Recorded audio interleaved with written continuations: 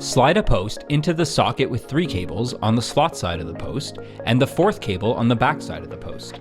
Install a hairpin by inserting the base of the hairpin into the post and rotate the hairpin up until the cables are in the loops of the hairpin.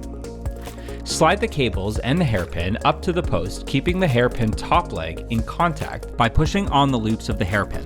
This will keep the cables in the loops as the hairpin and cables are slid up the post. Once the top leg of the hairpin clears the top of the post and goes over the post, the assembly can be released and the cables are hung at this time. Bring the 4th cable over the back of the post to the slot side of the post. Install lock plate as shown. Place delineation on the post using the correct color for barrier location and at the project delineation spacing.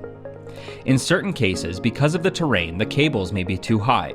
This is corrected by pushing the cables down to the correct height and using a number 12 by 3/4 inch self-drilling, self-tapping screw. Install the screw through the post and into the lock plate to hold the cables at the correct height. If the entire assembly is being raised out of the socket, push the assembly down into the socket and use a number 12 by 3/4 inch self-drilling, self-tapping screw installed vertically between the post and socket to hold the entire assembly down at the correct heights.